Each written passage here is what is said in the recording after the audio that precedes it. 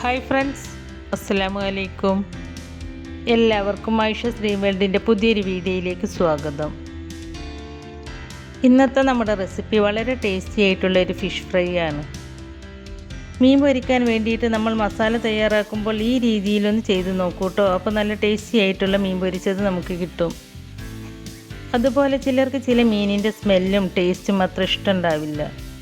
അങ്ങനെ വരുമ്പോൾ ഈ രീതിയിൽ മസാല തേച്ച് ഫ്രൈ ചെയ്തെടുക്കുകയാണെങ്കിൽ ഇഷ്ടപ്പെടാത്തവർക്ക് പോലും ഇഷ്ടമാവും. അപ്പോൾ നമുക്ക് റെസിപ്പിയിലേക്ക് പോകാം. ഫ്രൈ ചെയ്യാനായിട്ട് ഞാനിവിടെ എടുത്തിരിക്കുന്നത് 1 കിലോയോളം തൂക്കം വരുന്ന 2 ഏട്ട മീനാണ്. നന്നായിട്ട് ദശക്കട്ടിയുള്ള മീനായതുകൊണ്ട് തന്നെ ഈ രീതിയിൽ ഫ്രൈ ചെയ്തെടുക്കുമ്പോൾ ഈ മീൻ നല്ലൊരു ടേസ്റ്റാണ്. ഈ മീൻ നമുക്ക് ക്ലീൻ ചെയ്ത് കട്ട് ചെയ്തിട്ടെടുക്കാം. അപ്പോൾ ഞാൻ ഈ മീൻ നന്നായി ക്ലീൻ ചെയ്ത് ഇതുപോലെ കട്ട് ചെയ്ത് കഴുകിയെടുത്തിട്ടുണ്ട്. ഈ മീനിൻ്റെ തലയും വാലൊന്നും ഞാൻ ഫ്രൈ ചെയ്യാനായിട്ട് എടുത്തിട്ടില്ല കേട്ടോ. അത് ഞാൻ കറി വെക്കാനായിട്ട് മാറ്റി വെച്ചിട്ടുണ്ട്. ഇനി നമുക്കിത് മാരിനേറ്റ് ചെയ്തെടുക്കണം. അതിന് വേണ്ട ഇൻഗ്രീഡിയൻറ്റ്സ് എന്തൊക്കെയാണെന്ന് നോക്കാം. ഞാനിവിടെ മസാല റെഡിയാക്കാനായിട്ട് 1/2 ടേബിൾ സ്പൂൺ മഞ്ഞൾപ്പൊടി, 1 ടേബിൾ സ്പൂൺ മല്ലിപ്പൊടി, അതുപോലെ 1 ടേബിൾ സ്പൂൺ മുളക് പൊടിയും എടുത്തിട്ടുണ്ട്. അധികം എരിവില്ലാത്ത മുളക് പൊടിയാണ് കേട്ടോ ഞാനിവിടെ എടുത്തിട്ടുള്ളത്. നിങ്ങളെടുക്കുന്ന മുളകിന് എരിവ് കൂടുതലാണെങ്കിൽ ഇത്ര എടുക്കണമെന്നില്ല. അപ്പോൾ നിങ്ങളുടെ എരിവിനനുസരിച്ച് എരിവ് നോക്കിയിട്ട് ചേർത്ത് കൊടുത്താൽ മതി. കാരണം നമ്മൾ ഇതിലേക്ക് കുരുമുളക് പൊടി ചേർത്ത് കൊടുക്കുന്നുണ്ട്. അപ്പോൾ രണ്ടും കൂടി ആവുമ്പോൾ എരിവ് കൂടി പോവണ്ട. പിന്നെ കുറച്ച് കറിവേപ്പിലയും 8-10 ചെറിയ ഉള്ളിയും 1/2 ലെമണും കുറച്ച് വെളുത്തുള്ളിയും 1 ടേബിൾ സ്പൂൺ കുരുമുളകും അതുപോലെ 1 ടേബിൾ സ്പൂൺ വലിയ ജീരകവുമാണ് എടുത്തിട്ടുള്ളത്. ഇനി നമുക്ക് ഈ മസാലകളെല്ലാം ഈ മീനിലേക്ക് ചേർത്ത് കൊടുക്കാം.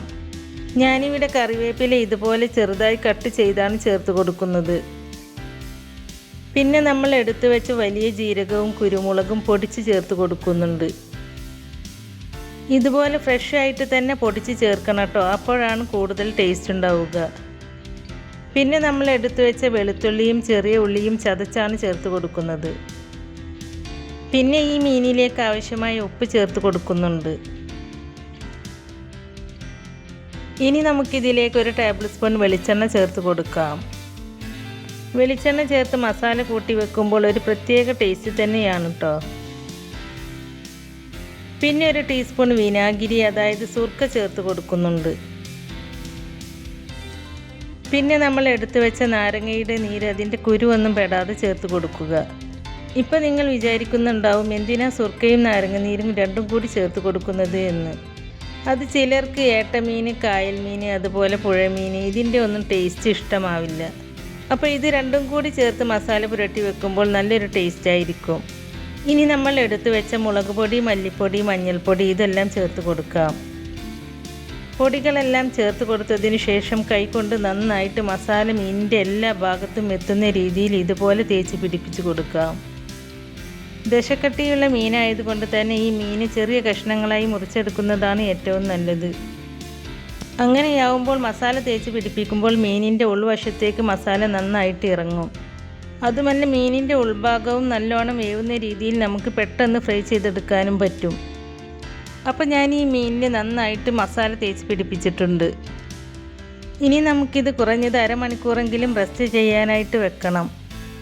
എങ്കിലേ ഈ മസാല മീനിനകത്ത് നന്നായിട്ട് പിടിച്ച് നമ്മൾ ഫ്രൈ ചെയ്തെടുക്കുന്ന സമയത്ത് നല്ലൊരു ടേസ്റ്റ് കിട്ടുകയുള്ളൂ. 1 മണിക്കൂറൊക്കെ നമ്മൾ വെക്കുകയാണെങ്കിൽ അത്രയും മസാല ഈ മീനിൽ നന്നായിട്ട് പിടിച്ച് ഫ്രൈ ചെയ്തെടുത്താൽ നല്ലൊരു ടേസ്റ്റാണ്.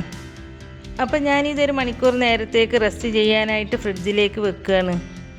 ഇപ്പോൾ 1 മണിക്കൂറിന് ശേഷം ഞാൻ ഈ മീൻ ഫ്രിഡ്ജിൽ നിന്നും പുറത്തേക്ക് എടുത്ത് വെച്ചിട്ടുണ്ട്. ഇനി നമുക്കിത് ഫ്രൈ ചെയ്തിട്ടെടുക്കാം. അതിനായി ഞാനിവിടെ ഒരു പാൻ അടുപ്പത്ത് വെച്ചിട്ടുണ്ട്. ഈ പാൻ ചൂടായിട്ട് വരുമ്പോൾ അതിലേക്ക് ഫ്രൈ ചെയ്യാൻ ആവശ്യമായ വെളിച്ചെണ്ണ ഒഴിച്ചു കൊടുക്കുന്നുണ്ട്. വെളിച്ചെണ്ണ തന്നെ ഒഴിച്ചു കൊടുക്കണം കേട്ടോ. അപ്പോഴാണ് ഫ്രൈ ചെയ്തെടുക്കുമ്പോൾ ഈ മീനിന് നല്ല ടേസ്റ്റ് ഉണ്ടാവുക.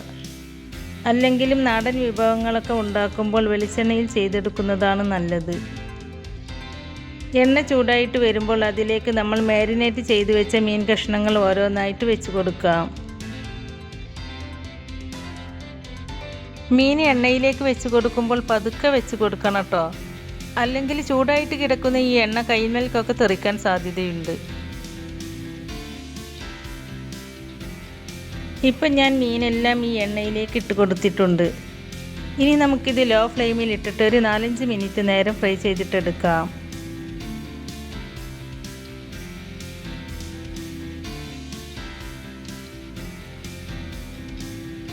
ഇപ്പം മീനിൻ്റെ ഒരു വശം ഫ്രൈ ആയി വന്നിട്ടുണ്ട്. ഇനി നമുക്കിത് തിരിച്ചിട്ട് കൊടുക്കാം.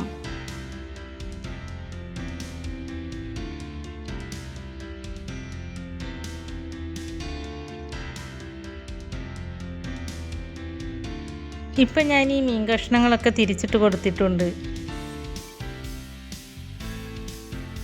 ഇനി നമുക്ക് ഈ സൈഡും 2-3 മിനിറ്റ് നേരം ലോ ഫ്ലെയിമിൽ ഇട്ടിട്ട് നന്നായിട്ടൊന്ന് ഫ്രൈ ആക്കിയിട്ട് എടുക്കാം. ഈ സമയത്ത് ഞാൻ ഈ മീനിൻ്റെ മുകളിലേക്ക് കുറച്ച് കറിവേപ്പില ചേർത്ത് കൊടുത്തിട്ടുണ്ട്. കറിവേപ്പില നമ്മൾ നേരത്തെ ചേർത്ത് കൊടുത്തതാണ്. എന്നാലും ഈ സമയത്ത് കറിവേപ്പില ചേർത്ത് കൊടുക്കുമ്പോൾ മീൻ ഫ്രൈ ആയിട്ട് വരുമ്പോൾ നല്ലൊരു ഫ്ലേവറും നല്ലൊരു ടേസ്റ്റുമായിരിക്കും.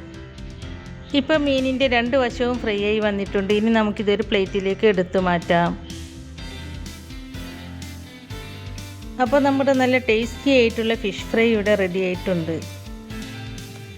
ഈ രീതിയിൽ നിങ്ങൾ മസാല തയ്യാറാക്കി മീൻ പൊരിച്ച് നോക്കിയിട്ടില്ലെങ്കിൽ തീർച്ചയായിട്ടും ഇതുപോലെ ഒന്ന് ട്രൈ ചെയ്ത് നോക്കണേ.